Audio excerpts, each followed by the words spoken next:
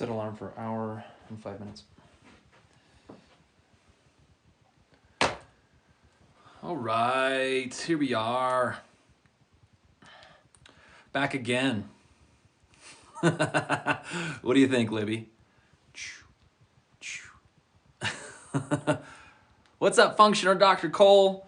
Nice to have you. Love having other functional docs here as we talk about this. And if you guys want to let me know, hey, where are you guys from? Where are you guys chatting? Where are you guys doing this live right now? Maybe you're on the clock. Maybe you guys are, hopefully you guys are not on the clock at work, but maybe you are. Thank you, thank you. Go to my regular place in Boulder here, get the old hairs cut. 702 Michigan. Right on. What's up, Mr. and Mrs. Dallas? Still working. Oh, nice, you're in Colorado. Very cool. Yeah, there's a functional forum. Looks like, I don't know if you're aware about that, through the Institute for Functional Medicine, Dr. Cole. And they do like a monthly meetup of functional medicine doctors. So you might want to check them out. What's up, Illinois, Michigan? Yeah, Dr. Cole. I'm actually west of Boulder. I'm 100% telemedicine. So I've been doing that for 15 years. But I was actually the first cohort that went through the Institute for Functional Medicine, their certification program.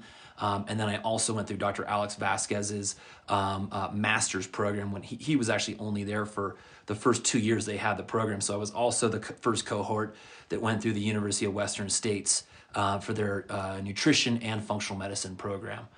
So good. Yeah, we need more good doctors in this area. So funny. I did, Jay. I did get a haircut. I got all the hairs cut. So again, guys, Dr. Ian here, Dr. Autoimmune, laying down more truth when it comes to physiology, not just focused on your symptoms. You guys can, again, name it, blame it, and tame it, right? Or we can think and link and actually start to ask the question, why do we have problems with TSH? Remember, when you're starting off and you're going, hey, I've got brain fog, I've got stiffness, I've got fatigue, I'm cold, I've got heart palpitations, inward nervousness, trembling, anxiety, right? I've got problems with hair or skin or nails, right? We've got depression, insomnia, gut symptoms, all these thyroid symptoms. You may have an elevated TSH, right? So we might have an elevated TSH, okay? If we have an elevated TSH, again, we know that 90% of the time,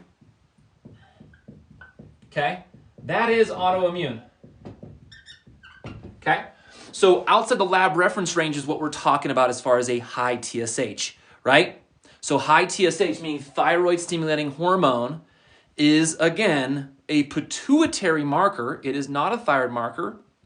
It's receiving feedback indirectly from the thyroid and your peripheral circulation as far as what's going on with thyroid activity. So it's not just a thyroid marker. That's one of the incorrect assertions that's made in Western medicine. And again, these doctors are cutting medications. You would think they'd know that, but they don't, or they brush over it, because this is, again, it's a barometer of what's going on in the body. So if 90% of an elevated TSH, which again usually is anywhere from 0.1 to 4.9, is your typical reference range as far as that goes. But if you're outside that reference range, you have a 9 out of 10 chance of it being autoimmune. Okay? Claire, so if you have nodules on your thyroid, make sure you get those as far as a fine needle aspiration biopsy. Make sure you get a ultrasound first. Okay? Make sure you get a fine needle aspiration biopsy. I know it sucks. No one wants to do it. No one wants a needle in their throat. Gross. However, you need to figure out there are 3 different kinds of thyroid cancers, okay? One of those is on the radar that could become basically metastatic, right? So we don't want metastasis. We want to get in front of that process as fast as possible. However, again, 15 years ago when I started practice, what they actually started to say, and a lot of my clients I was seeing at the time with hypothyroidism, they had thyroidectomies, radioactive iodine uptake, right? So they actually had radioactive iodine therapy. But it turns out later, the peer-reviewed research is saying that you don't need to yank your thyroid tissue out if you're starting to show abnormal cells. It depends on the kind of histology that comes back on those nodules. So be very careful, and if someone's asking you to take your thyroid out or recommending you take your thyroid out, get a second opinion. It's okay to get a second opinion on something so intense. NS Wars, thank you, appreciate it, right? So again, what are we gonna do, right? If we have an elevated TSH, we're always gonna make sure you screen, right, TPO and screen TGB antibodies, okay? As well, make sure you're getting T4 and T3. Minimum markers here, guys, as far as what needs to be done, as far as what needs to be tested. You're allowed to have more than one thyroid condition at a time, all right?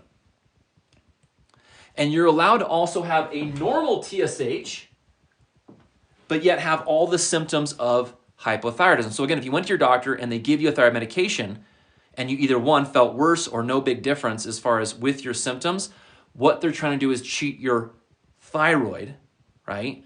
But the reality is all they're doing is replacing a lack of thyroid hormones. So that's important, especially if you have low levels of T4 and you have a high TSH. That is the classic determination of hypothyroidism. It's not just an elevated TSH. Elevated TSH can come from multiple reasons. Environmental, inflammatory, right? Infectious. Multiple issues can cause an elevated TSH, and you need to verify that your T4 levels are low, especially before you jump into thyroid replacement medication. I think a reason, actually, that a lot of people don't feel better on thyroid hormone medication is that a lot of people actually have normal T4 levels, but they're showing a high TSH. Their doctor's not digging into the deeper root cause of why they have that elevated TSH. So when they take levothyroxine or Synthroid or Armour, whatever you want to call it, they start to get symptoms. Heart palpitations, anxious, hair, insomnia, they feel jittery. Is that familiar with anybody? Does anybody feel those symptoms when they started taking thyroid medication? So Noe, you got atopic dermatitis from that. Okay? Daily, amen. Anxiety, all of that. So that's what we should, so that is a huge red flag as far as when I'm speaking to a client one-on-one. If I'm doing telemedicine with someone, right, and I'm sitting down and I'm taking a history, which I take a history on every single client that I work with, I want to see from the very beginning to what actually led up to these issues, what are the underlying root causes that actually seem to be driving that elevated TSH. Just because you have an elevated TSH does not, it's like this knee-jerk, it's a knee-jerk reaction to give that medication. But what happens? You become dependent on the medication, right? Like, it's the same thing. If you're taking an exogenous medication, yeah, the feedback changes, and of course the TSH goes down because you're not producing it, and you're not going to need to produce it. So that basically means you're going to have to be on the thyroid medication the rest of your life. And that's, again, is that really appropriate? Who would? Laurel found that your ferritin was low and then the anxiety stopped. Interesting. Meaning you corrected the ferritin issue. So guys, dopamine, just so you know, dopamine can drive anxiety problems. Okay? GABA is the traditional neurotransmitter associated with anxiety, right? But your hormones being out of balance, especially when you're inflamed, you start to change your hormonal system. In fact, actually, the number one mechanism that I see that drives anxiety for people is blood sugar. So if you guys have shakiness or irritability, lightheadedness in between meals, or if you're going too long between meals, pay close attention. This is for you. If you guys are fatiguing after meals, if you're craving sugar after meals, again, this is for you. You need to pay attention, especially if you have anxiety or sleeping problems. So again, when we eat, right, our blood sugar goes up, and then we need insulin to bring that blood sugar down, right? And then if that blood sugar actually gets pushed down too far, right, if we're trying to stay in the midline and blood sugar goes down too far, again, you need hormones on the bottom end to bring your blood sugar back up, right? So a lot of people, it's like this, where what we actually want is a mild elevation of that. So when you start to see these swings, right, that's going to be insulin, and that's going to be cortisol and adrenaline. What do you think causes anxiety? It's adrenaline for people. A lot of times it's when they're hypoglycemic and you have no idea that that is also one of the things that actually may be driving autoimmunity. And the reason why it's driving is because insulin, when it's secreted, okay, you make fat cells make estrogen, estrogen starts to change the ratio of estrogen, progesterone, estrogen, testosterone. Just the ratio of estrogen, progesterone can also drive anxiety for people. But the fact that, again, the thing what happens at nighttime is that if you are surging, again, your blood sugar because you can't stabilize your blood sugar through the night, you're going to wake up. A lot of times you're going to be sweating. You're going to wake up, you're going to have anxiety, you're going to have worry, and you're going, well, what the hell's going on here? I need to take more Ambien. I need Lunesta. And I'm like, stop it. Stop the madness. That's insane. You're, again, suppressing your body instead of actually supporting your physiology. There is a completely different way of looking at your physiology. We call it functional medicine. It's a little bit different for everybody. There's different ways to do it. You know, again, it has its own fancy names to it. Don't get hung up on that so much. It's finding the person that actually has enough of experience and passion and compassion, right, to find what is that mechanism specifically for what you have. Because again, you can have rheumatoid and Hashimotos and lupus and all these different kinds of autoimmune issues, but it always comes down to four things. It's genetics, environment, triggers, and leaky gut. And if you're not treating those four things, what are you treating? Again, you're treating the number, right? You're treating the TSH number, and you're not treating the person. And then that's where you fall flat on your face, and you're still going to have symptoms, and you're still going to struggle. And that's a damn shame, because we were put on this planet with a purpose, right? We are created in his image. We were designed to thrive. We've been around for a long time, and hopefully you guys get a lot more time that is high quality. But again, it's treating the numbers instead of treating the person. That's why I think functional medicine works, is because you're actually looking at, well, what does this person have? They have experiences, and they have genetics, and they had an environment that they're around, and now they have nutrient levels, right? They have a balance of inflammation in their body. What's skewing that balance of inflammation? Is it your lifestyle? Is it your hormones? Is it your lack of activity? I'm not calling you lazy, but what I'm saying is if you're fatigued, finding the cause of the fatigue is one of the best ways to elevate your energy so that you can apply that into exercise, because that's an investment that will always pay dividends. So if you guys are not moving at this point, if you're not active, if you're not sweating, why, right? Okay. So Nikki M, reach out to us. We'd love to help you with that. So le fleur est belle, right? The flower is beautiful. So can we reverse autoimmunity? You could put it in remission, okay? This is a common thing that comes up. You can put Hashimoto's in remission. I have seen over let's see here. So I've seen over 2,500 cases of hypothyroidism. I've seen over 2,000 cases of Hashimoto's, okay? And so we have, at this point, we have an 80% success rate with getting our Hashimoto's clients into remission. It is the most common autoimmune condition. It is actually, for me, the most straightforward condition as far as how to help people get into remission.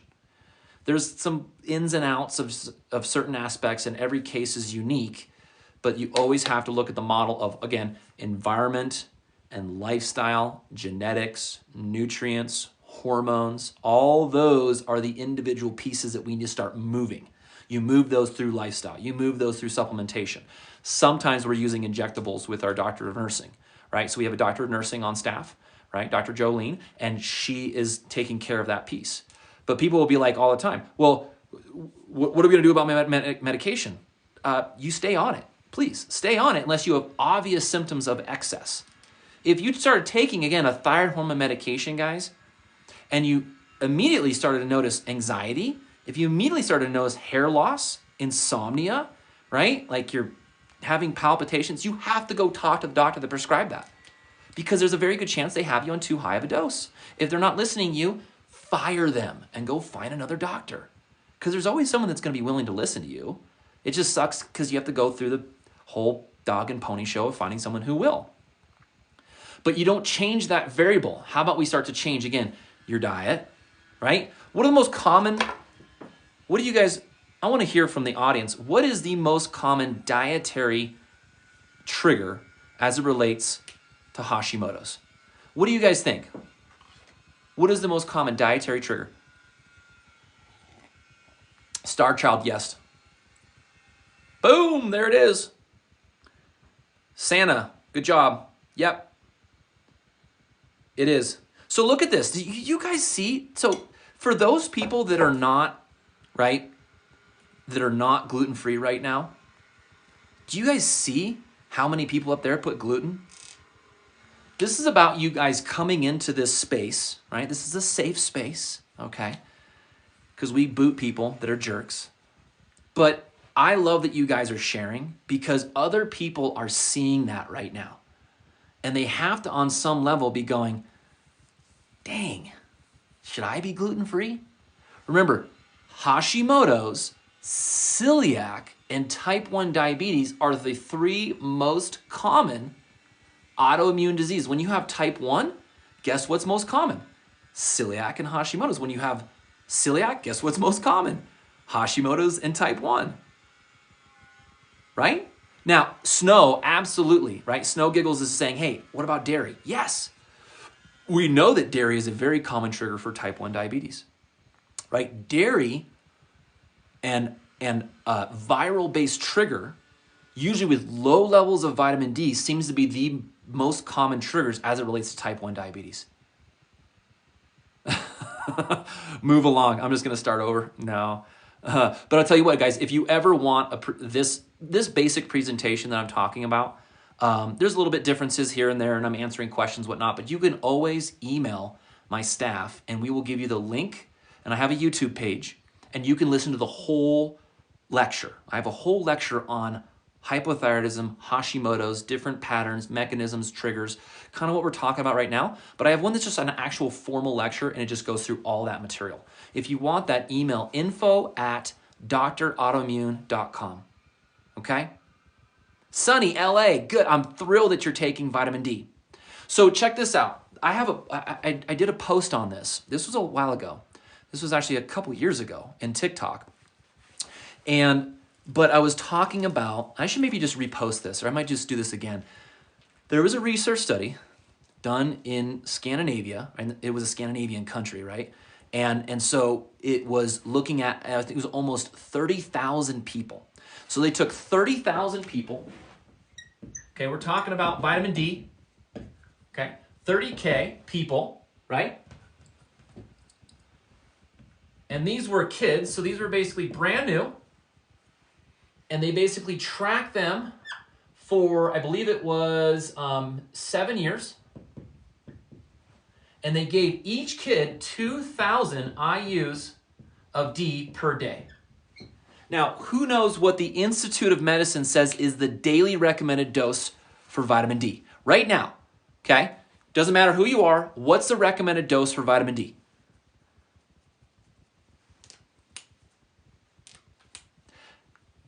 Crystal, way too high. 400, okay? IUs per the Food and Nutrition Board, Institute of Medicine. 50,000 per week. Woo! That's a lot. You're taking a lot, but I mean, that's not necessarily a bad thing. So check this out, right? Jasmine, you're right. That's not enough. Yes, good point, right? I would agree with you. Whether you're a 400-pound morbidly obese human being or you're a 4-pound premature infant, you are going to be given the same recommended dosage. This is why I can't take these people serious, because we have so much epidemiologic research, such as the one that I'm talking about, clearly explaining if you're obese, you need a higher dose of vitamin D. If you're inflamed, you need a higher dose of vitamin D. If you're a special population, such as multiple sclerosis, you need a higher dose of vitamin D. Okay? So again, remember, this research study is about almost 30,000 people in these newborn kids. For 7 years, they gave them 2,000 IUs every day. So guess what happened? This is the amazing thing, right? So when they did this, over that period of time, they saw a 78% reduction in type 1 diabetes. You're talking about one variable. How expensive is vitamin D? Vitamin D is the cheapest supplement that I sell. It's like the cheapest thing you can buy. Yes, wow. Magnesium and vitamin D is amazing, yes. Remember guys, most of the time what you're gonna see out there is magnesium citrate. There's nothing wrong with that. But if you wanna really increase your magnesium level, you want magnesium glycinate chelate. Chelate, C-H-E-L-A-T-E. That is the form of magnesium that you're gonna absorb preferentially. If you want a neurologic magnesium, you should be using magnesium threonate. If you wanna go poop, if you want relaxation of your bowels, that's where the citric acid is actually helping you create motility. So what we're saying is that, again, with the appropriate dosage of vitamin D from day one of birth, this is on my mind right now because there is a new birth in the family. In fact, this morning. So excited about that, excited about the new baby, right? Not so excited about how they handled it. Obstetrics is kind of a nightmare in this country. So we have one of the worst birth death rates of industrialized nations. Yet we've got all the whiz bangs when it comes to modern medicine, and it doesn't seem to be helping us as far as getting better outcomes.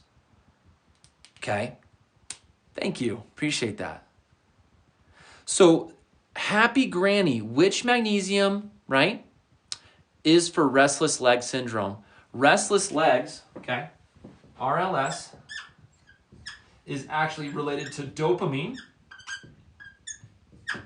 Okay? And by the way, if you have restless legs, you probably a lot of times you may beat yourself up a little bit. You may not want to go outside very often. You may be a little bit snappy at times. Your focus and concentration may not be that great. Those are the four most common symptoms actually of dopamine issues. Does that ring a bell for anybody? So magnesium is not what I usually typically use for restless leg syndrome, okay? Dopamine is made through something called tyrosine hydroxylase, okay? And that forms L-DOPA. To have that, you need, guess what? Iron. Again, this is a good segue because, again, one of the most common causes of Hashimoto's is going to be your gut health. If you guys are not taking your gut health seriously as far as what you're putting in your mouth, or if your doctors have been telling you, hey, you've got low ferritin, or your hemoglobin's low, or you're wondering why you're cold all the time and you're fatigued all the time, you need to analyze your gut health, okay? Different ways of doing that. You can do stool testing. You can do food sensitivity testing. There's different ways to do this accurately. But for the young lady who asked about restless leg syndrome, I want to look at your iron physiology because that is what generates dopamine, and dopamine is what actually helps us with our deep sleep. And so you're going to more likely get restless leg syndrome if your iron physiology is not correct.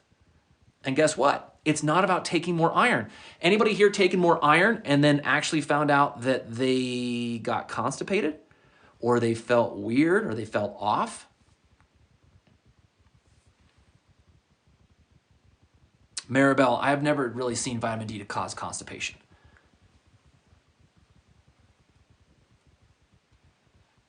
Me, right? Yes. You guys, if you've been told that you're anemic and you were given iron and you got constipation, you just figured out the root cause for why you have anemia.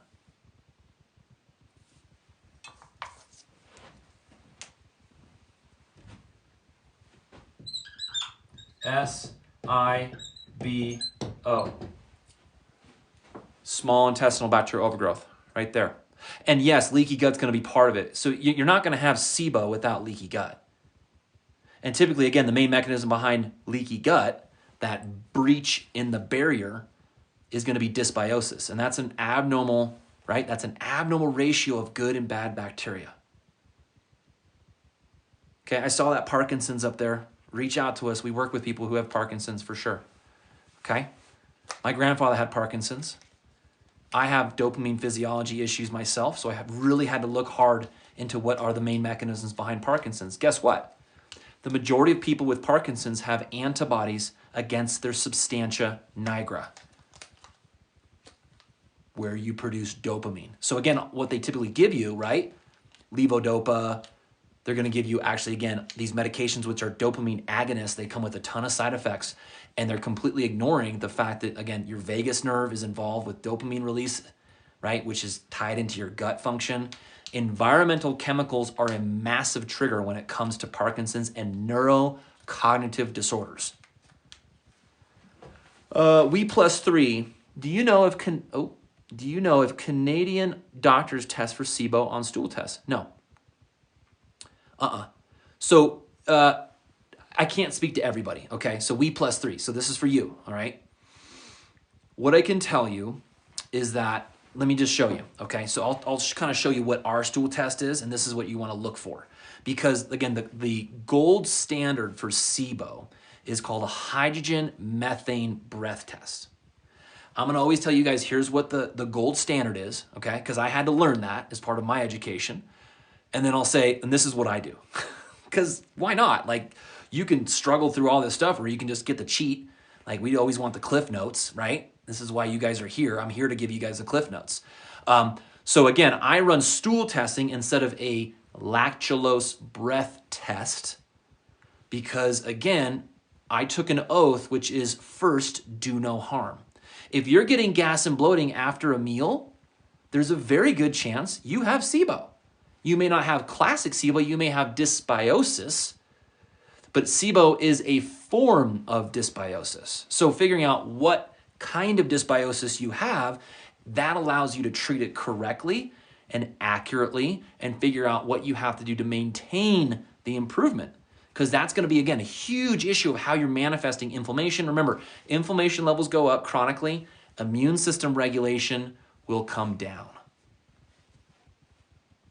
And then at that point, guess what? Oh my gosh, all of a sudden I got autoimmunity. Oh, this autoimmune thing just magically happened. No, it was years of dysfunction that led you into eventually the diagnosis of autoimmunity.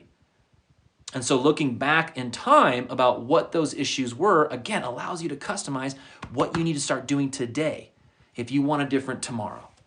Okay? So again, all this fun stuff. So, you know, the crazy thing about that research study that, again, I didn't mention was the bummer is they only tracked type 1 diabetes. You can imagine, again, Hashimotos is the #1 autoimmune condition in the world, #1 condition in the United States. Of course, the rates of Hashimotos probably went down. Of course, the rates of lupus and rheumatoid arthritis probably went down. Because your vitamin D level, guess what, right? Vitamin D, it inhibits NF kappa beta. All those drugs in the market right now, guess what they do? They target NF kappa beta. Except for vitamin D helps you regulate your immune system. It doesn't inhibit your immune system. Okay? So again, like I said, on a stool test, see if I can find a better pen. Right? So if we're running a stool, okay, there's a category called Bacteroidetes,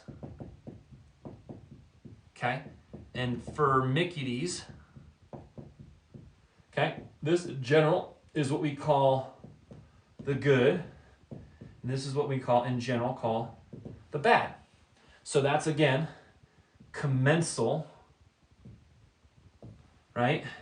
And this is what's associated with overgrowth. Okay? So your ratio, right, of Bacteroidetes to Firmicutes is one of the indicators of SIBO. But if you have elevated high levels on both, again, right, SIBO, right there. Dangerous combination right there to have that. If you have, again, low levels, right, if that ratio is high, then you're pretty much guaranteed that you have some form of SIBO.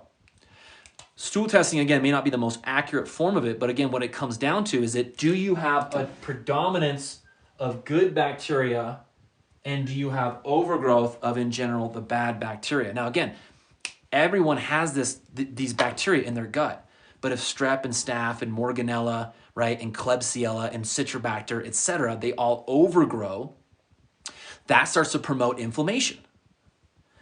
And guess what? This category of bacteria right here, right? That bacteria right there is what is helping to dampen inflammation. So if you maintain a healthy garden in your gut, you are also by default helping to tend the inflammation in your body systemically. So again, if anyone ever says that joint pain or stiffness or brain fog or fatigue is just normal, oh, it's just what happens when you get into your 30s. No, 100% false. Okay? Don't be gaslit by the Western medicine machine if they can't figure you out. Melissa, we talk about Graves. Yeah, for sure. Probably one of the most common triggers for Graves is going to be Epstein-Barr virus. One of the most common triggers right out there, right? So again, cytomegalovirus and Epstein-Barr virus, again, facilitate mononucleosis. And remember, if you're talking about EBV, okay, there's 4 markers, okay? One is an IgM, okay? If that's positive, that is a current infection with that right now. If you have the nuclear capsid, okay, the VCA, and the early, so if you have 3 of the 4, plus clinical indicators of the infection. This is the hard part. This is what people get really messed up all the time. Because some people want to blame everything on Epstein-Barr virus. That's not the case. It never works like that.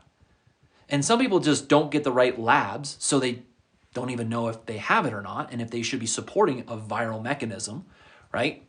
But if you have 3 out of 4 of those markers as positive and you're showing physical manifestations on exam, then yes, you are reactivated. This is also one of the things that have hammered people with long haul. Anybody dealing with long haul? Man, I was never the same after the vaccine. I was never the same after the COVID infection.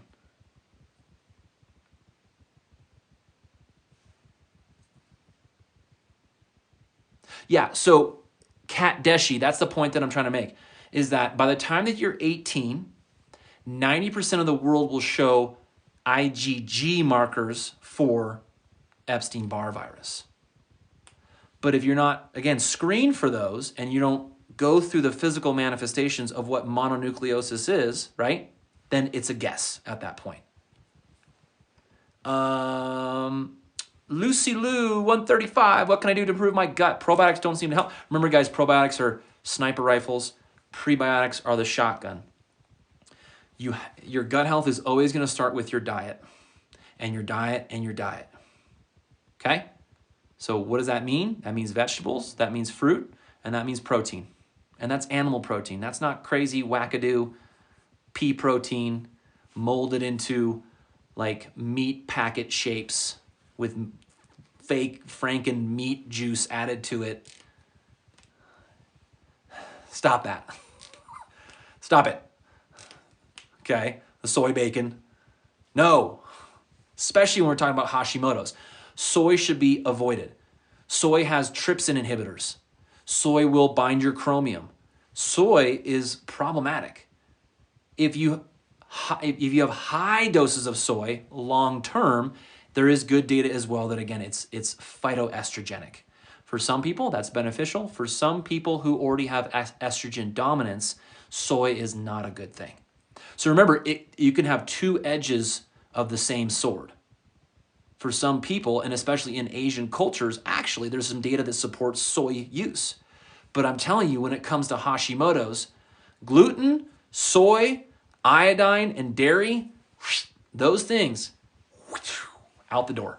If you want a chance, if you want a fighting chance to actually get into remission, you're going to have to get rid of those things.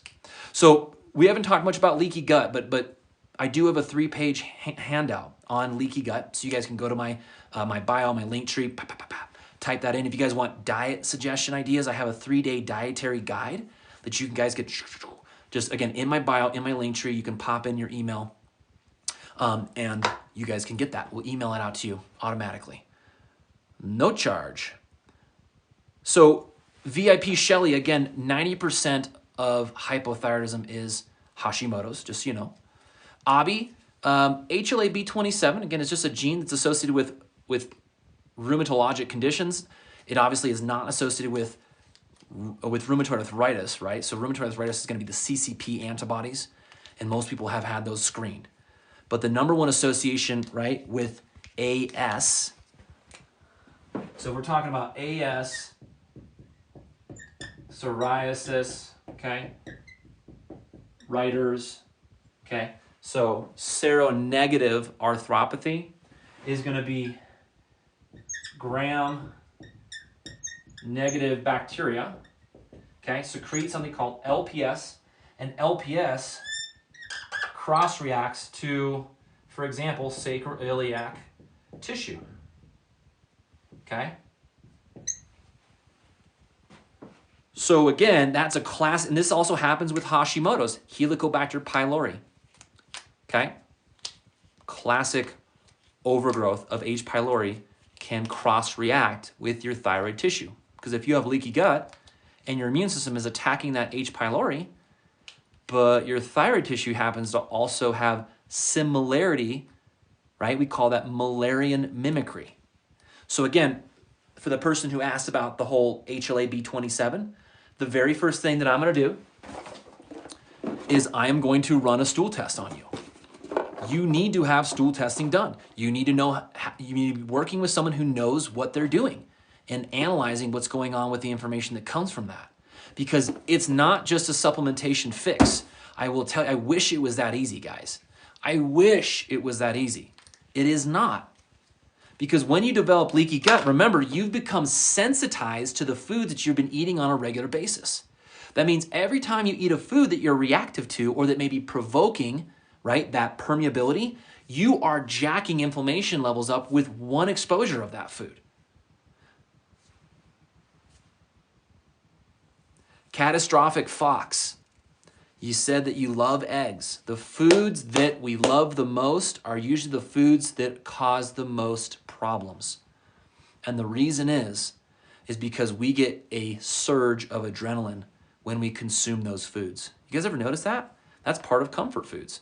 Is you go, woo, it's like this rush that we get until you're like 1, 2, 3 hours later and you're not feeling that great. But that is actually a classic symptom of a food sensitivity, is people have fluctuating bowel movements, you have congestion chronically in your sinorespiratory tract, and you have diarrhea and constipation, fluctuating up and down, up and down. I just described a bunch of people on this live right now. I hope you guys are paying attention. Okay, again, the crazy thing is that food sensitivity testing is not very accurate. So there are food sensitivity tests, right? We call them IgG4. Okay, the worse your leaky gut, the more inaccurate, right? The less accurate that food sensitivity test will be. And guess what? The medics know it. That's why they don't run food sensitivity tests. IgE tests, right? Allergy tests are already back. So the RAST testing, histamine-based testing, scratch testing, that's already inaccurate as well, because it depends on your actual starting point of histamine. If you went to an allergist and you took a bunch of quercetin, a histamine stabilizing supplement, before you had the test, your levels they'll come down, because depending on where your IgE level is at will also change your results of the test. It's the same damn thing when it comes to food sensitivity tests. It's why I don't run them anymore, because I felt like I was wasting people's money, and I was telling people, or at least planting the potential seed for them to think I can't eat that food anymore. And remember, long-term restriction of dietary foods and proteins, right? means you are not exposing your immune system to variety. And we actually want variety. And so this, again, this is where it gets confusing, right? Because I'm saying variety is a good thing, but what I'm also saying is that there are dietary peptides that will wreak havoc in your immune system. Okay? Meaning things like gluten and dairy, they may just be done. You are done with them. Now, again, I will run tests, of course, one-on-one with telemedicine, and I'll tell people definitively, here's what's going on. Remember, only 1 in 100 people have celiac disease. Okay? We have an estimated 40 million, minimum 40 million Americans dealing with Hashimotos. But again, if you go to your endocrinologist, if you go to the rheumatologist, they'll say, well, you tested negative for celiac, so you can eat as much wheat as you want. Has anybody been told that? I mean, that I can't tell you. Like, if I had $1 every time that someone said that to me, oh, my doctor said I could eat wheat. I'm like, well, what are they basing that on? That's insane. Jelly, I'm 100% online. So we are taking new clients right now. And so, yeah, we can absolutely totally work with you. Just reach out, okay? You can grab something called a discovery call. You can also send an email to info@drautoimmune.com. Okay? So again, if you don't do the right testing, you're not going to get the right results and you're not going to actually get the right information to then make sure that you change. Nydia Cuencas, remember again, because of leaky gut, the foods that you're eating on a regular basis may be driving the symptomatology with rheumatoid arthritis. So what I mean by that is, what the question is, what is causing the leaky gut? Again, if we've got major mechanisms and major triggers,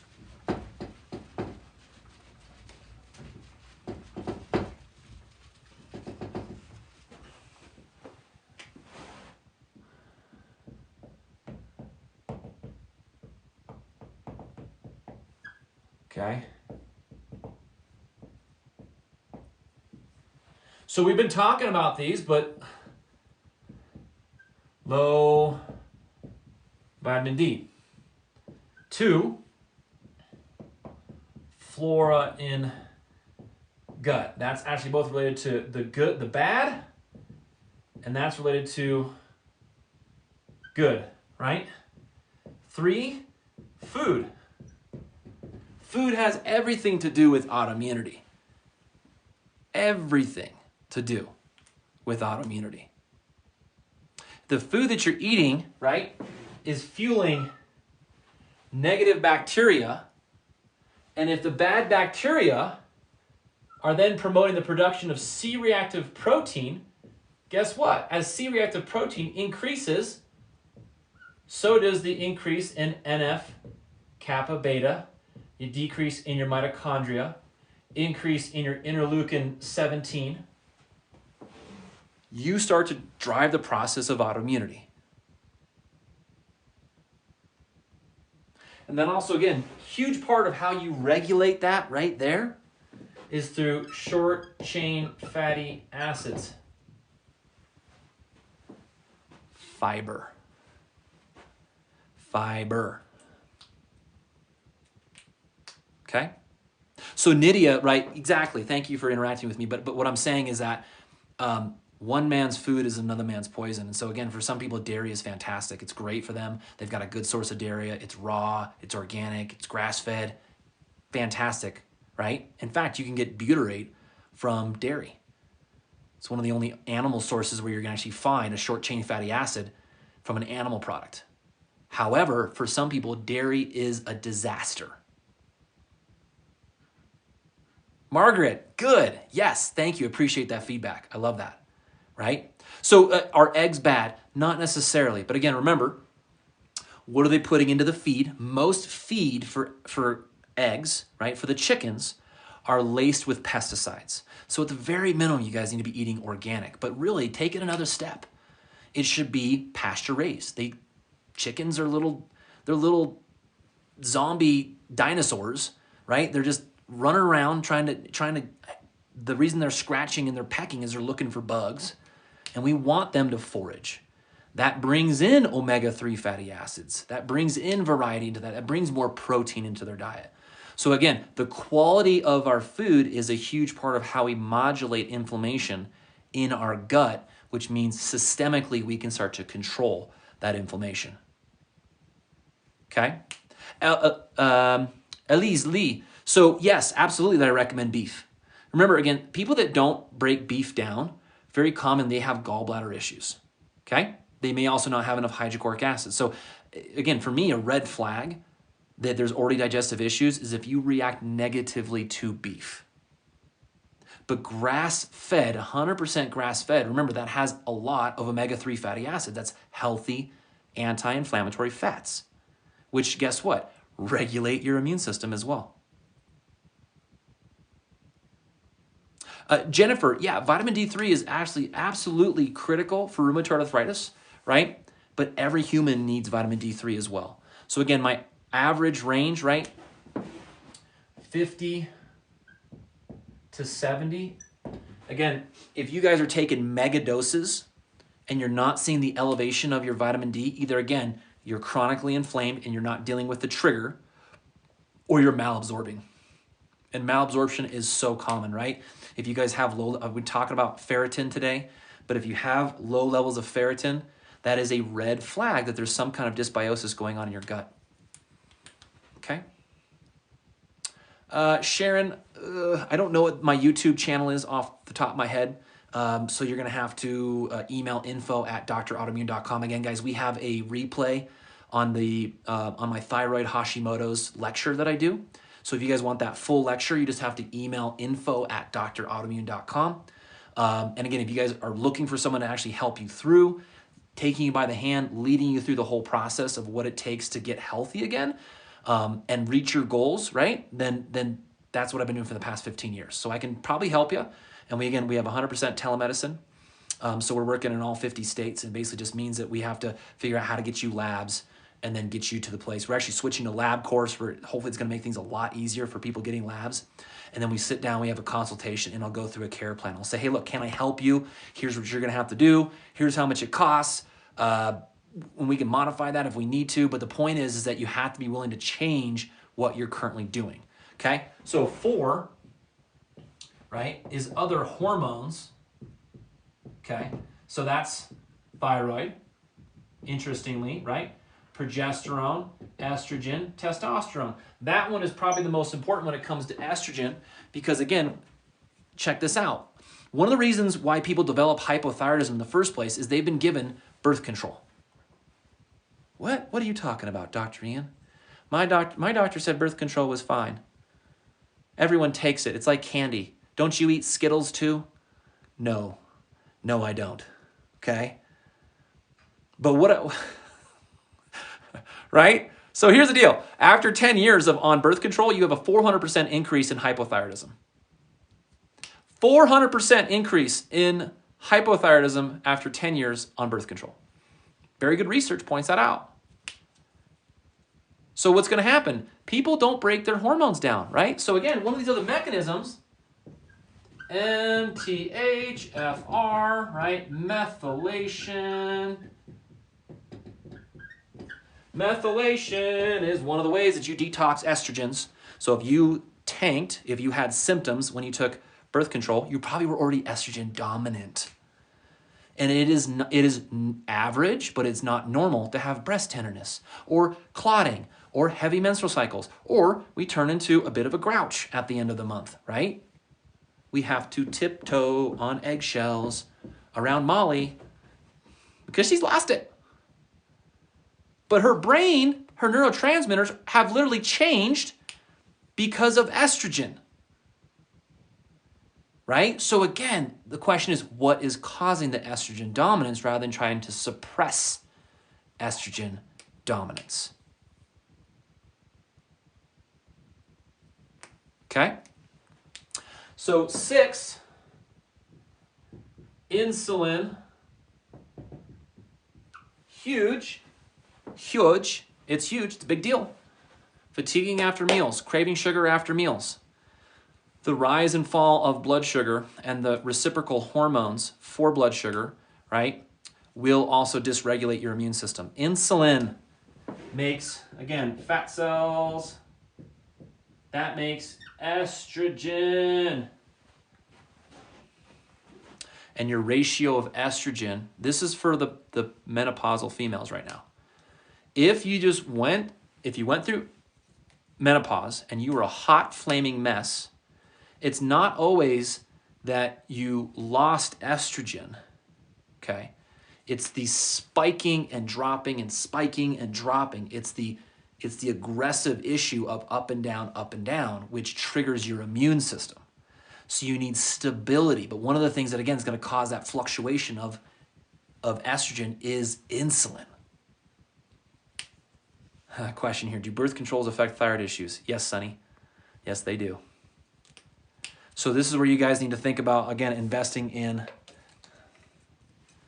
that right there. That's the Freestyle Libre 3. We use a company called Thea, and basically that's a continuous glucose monitor. Again, probably 4 out of 5 of my clients are on CGMs because blood sugar issues are rampant. Depo-Provera, don't get me started on that. That's a huge dose of estrogen. So yeah, you're suppressing pituitary function through Depo, right? But again, that's usually actually where people have the worst side effects, is injectable birth control. Yes, PMDD, probably one of the most common triggers for PMDD is insulin resistance, for sure. But PMDD, remember, is autoimmune, guys. Endometriosis is autoimmune, okay? Guess what the most common trigger for PCOS is? Insulin resistance right there. Is high blood pressure normal for people with autoimmune disease? No. But Chloe, the number one cause actually for hypertension in this country is obesity. But really, again, it's the inflammatory burden because of the obesity that's causing the elevation, right?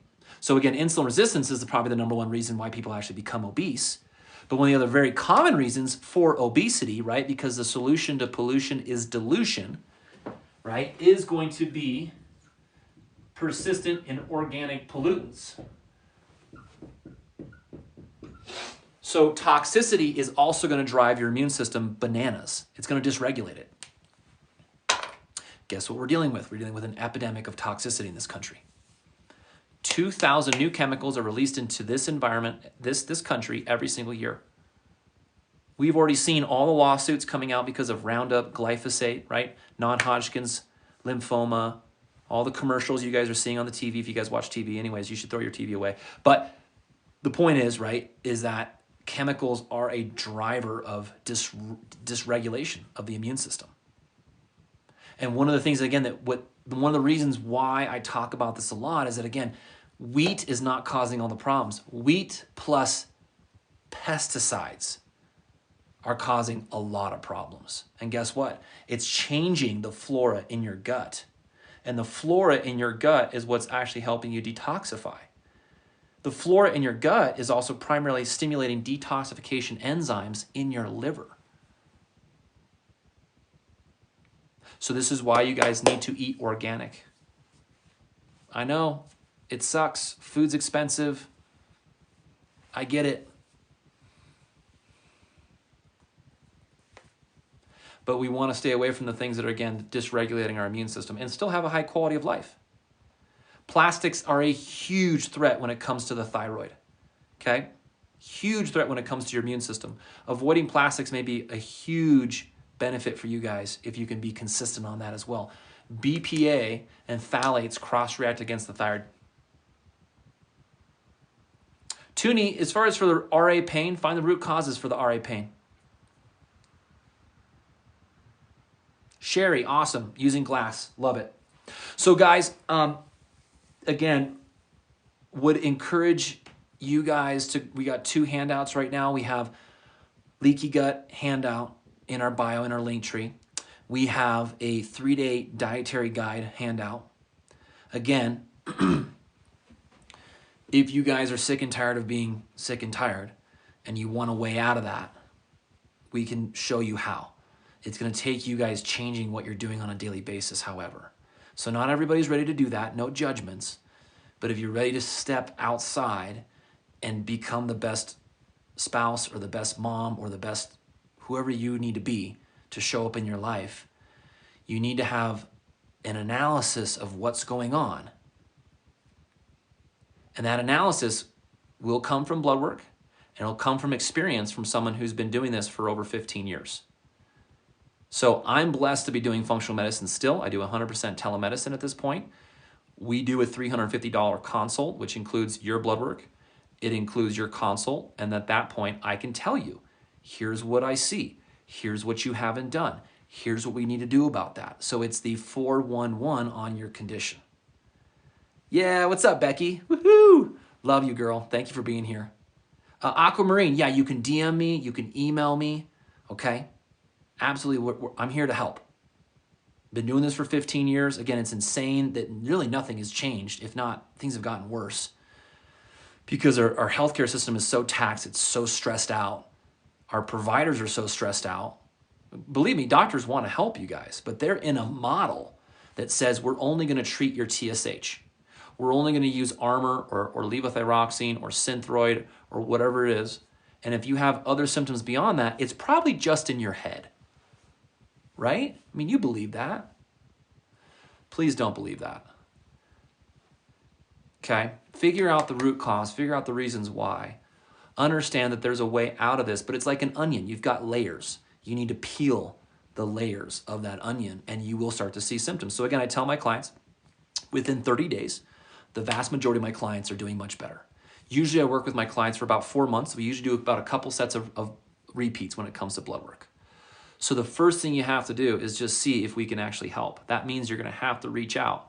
And in the bio, in the link tree, there is a link. You click on that, and that'll take you through the process of scheduling your new patient evaluation. Outside of that, again, I'm here. I'll keep giving you guys the best cheerleading I can do, but I want you guys to thrive. I want you guys to feel amazing, like I used to. And we can get you there, but you need a plan to do that. Aquamarine, yeah, so if you're overseas, if you're international, email info@drautoimmune.com. I will look at other labs if they've been done within a year, okay? And that'll be part of the initial evaluation as well. Love colostrum, okay? Montana, I'm in the United States. I'm American. That's right. Colorado. I'm actually born and raised in Colorado, one of the few. Okay? Okay, guys, again, appreciate everybody. Again, I'm going to be back tomorrow, Tuesday, 1 o'clock Mountain Standard Time. We'll be back at it, talking about functional medicine, physiology, find the root cause, the reasons why you have the issues that you have. And until then, again, keep your chin up. Again, stay positive. Surround yourself with positive people. Remember, prayer works. Stay hydrated. Get some sleep tonight. Start fresh tomorrow. Even if today wasn't a good day, tomorrow can be a good day for you. And again, until then, until next time, and this has been Dr. Ian, Dr. Autoimmune. God bless and let your health soar.